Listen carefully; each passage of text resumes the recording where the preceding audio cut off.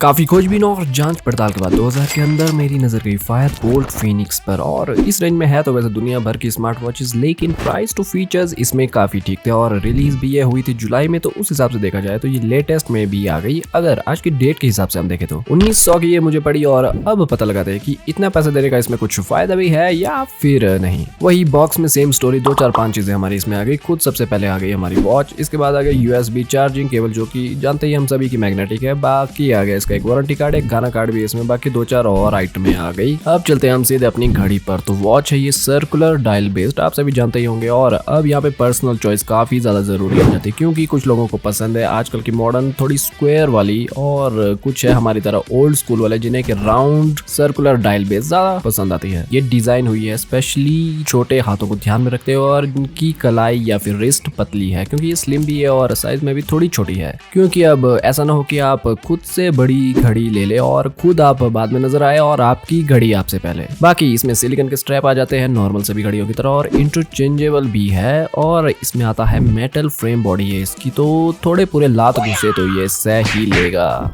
शायद। तो ईमानदारी से बताऊं तो जो इसकी क्वालिटी है, मेटल फ्रेम हो गई इसकी बॉडी, और जो इसमें फिनिशिंग है वो काफी ज्यादा सही है। 2000 में मैं कहूंगा कि मैं संतुष्ट हूँ इसकी जो क्वालिटी कंपनी ने हमें इस प्राइस पॉइंट में दी है। बाकी इसके राइट साइड में एक सिंगल बटन हमें मिलेगा जो कि ऑन ऑफ वॉच को करने के लिए, और थोड़ा पूरा इसका छोटा मोटा काम एक आध और भी है। अब फीचर्स के साथ साथ देखते हैं कि डेली हमारी प्रैक्टिकल लाइफ में ये कितने काम की है, क्योंकि इसको लेने वाला कोई भी बंदा या बंदी डेली पर्पस के हिसाब से ही इसको यूज करेगा। स्क्रीन आप सभी को पता होगा इसकी है 1.3 इंच की, जो कि है 240 बाय 240, जो कि बनाती है 261 पिक्सल्स पर इंच। और कुल मिलाकर डिस्प्ले क्वालिटी 2000 के हिसाब से बढ़िया लगी मुझे, और ये मेरे हिसाब से IPS डिस्प्ले है। मुझे कंफर्म ये नहीं है और ना ही किसी और जगह लिखा है, तो इस बारे में अगर किसी को पता हो तो कृपया करके बता सकते हैं। बाकी आप सभी को ये चीज ध्यान रखनी है कि एमोलेड की तरह इसमें ऑल टाइम डिस्प्ले ऑन आपको नहीं मिलेगा। तो अगर आपको टाइम देखना है तो इसके लिए आपको रिस्ट मूवमेंट या फिर आपको हाथ घुमाना ही पड़ेगा। अब सेंसर्स इस हिसाब के बहुत बढ़िया मैं यहाँ पर नहीं बोलूंगा, क्योंकि ये कई बार समझ जाते कि आप क्या इसको मूवमेंट दे रहे हो, और कई बार हो सकता है ये समझ जाए और कुछ बार हो सकता है ये समझना ही ना चाहे। वैसे इसकी एक निंजा टेक्निक मेरे पास है,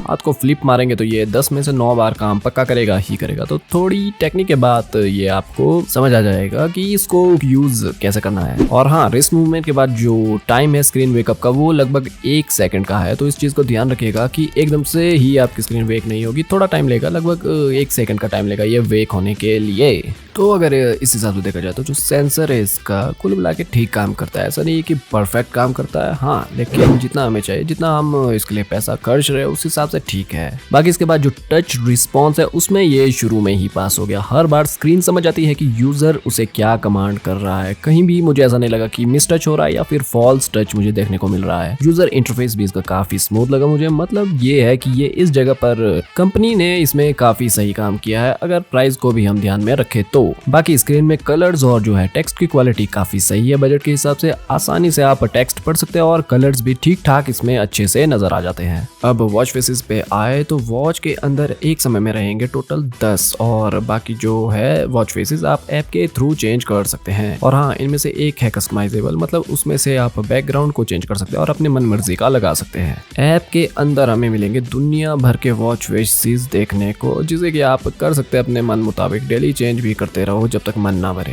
अब देखते हैं डिस्प्ले में ऑल अराउंड में देखो तो इससे 8 नंबर तो मिलने बनते ही है, क्योंकि अगर सेंसर्स और भी ज्यादा एक्यूरेट होता तो नंबर इसके ऊपर चले जाते बेशक, लेकिन इतना तो 2000 में कॉम्प्रोमाइज करना पड़ेगा ही हमें कहीं ना कहीं। और हाँ, इसमें स्लीप ट्रैकिंग मोड भी आता है, जो कि हम सब जानते ही होंगे कि ये अगर आप रात को पहनते तो ये आपकी ट्रैक करेगा sleep, deep sleep, light sleep, और आपने कितने घंटे तक नींद ली। इसके पैदल पथ परिवहन निगम यानी कि पेडोमीटर टेस्टिंग में मैंने इसमें सीढ़ियां भी चढ़ी, उतरी भी, प्लेन में भी चला, जो भी मेरे बस में था वो सब मैंने किया, और स्टेप्स लगभग हर बार सही आए। 2 4 बीच में ऊपर नीचे हो रहे थे, खैर जो कि नॉर्मल है। अब इसका नेक्स्ट है ऑक्सीजन और हार्ट सेंसर, दोनों को देखते हैं अब कि दोनों कितने अच्छे तरीके से काम करते हैं। ये आपका परफेक्ट हार्ट रेट वगैरह देखने के लिए नहीं होता, ये एक मोटा मोटा आइडिया आपको दे देता है कि हाँ, आपका इतना जो है इस समय हार्ट होगा और इतने प्रतिशत आपके शरीर में ऑक्सीजन की मात्रा होगी। मैंने ये रिस्ट पर लगा कर देखी थी और ये कुछ रीडिंग्स जो है इसने मुझे दी। अब देखते इसे नीचे रखकर भी कहीं ये खाली हवा की भी सेंसिंग तो नहीं कर लेता है। नॉर्मल जब मैंने इसे नीचे सरफेस पर रखा तो कई बार ये वॉच बोल रही थी, रिवेयरिंग का जो है वार्निंग दे रही थी और कई बार ऐसा भी हो रहा था कि ये उससे रीड भी कर रही थी। तो ओवरऑल देखा जाए तो यहाँ पर इस हार्ट सेंसर ने कुल मिलाकर ठीक काम किया है। वॉच की वाटर रेजिस्टेंट रेटिंग आती है इसके बॉक्स में IP67 लिखी हुई, तो IP68 जो ऑनलाइन है उसे हम नहीं मान के चलते हैं। और ध्यान रखें कि ये है रेजिस्टेंस ना कि वाटर प्रूफ। और हमारी जो नॉर्मल कंडीशंस होती है करके, जैसे आप हाथ मुंह धो रहे हैं या फिर आप मेरी तरह क्या पता बर्तन भी धो रहे हो, तो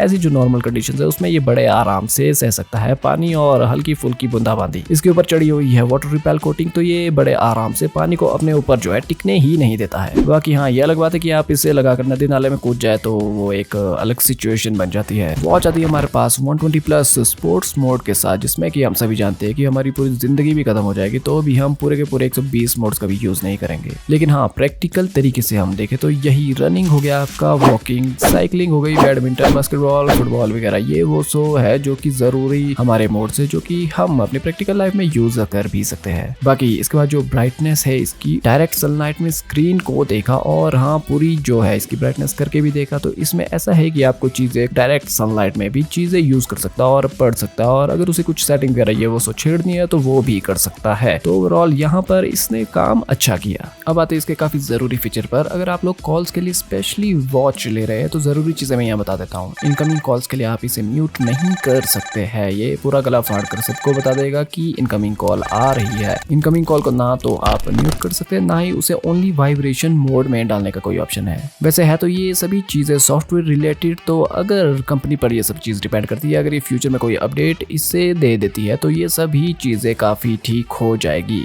बाकी कॉल क्वालिटी काफी सही लगी मुझे इसकी। अगर पर्सनली मैं बात करूँ तो ये एक सैंपल भी है जिसे आप अपने हिसाब से एक आइडिया ले सकते हैं कि ये कैसा दूसरे को इसके थ्रू सुनाई देगा। बाकी तू कब आया? कल। ऊपर क्या बारिश लगी थी ऊपर की?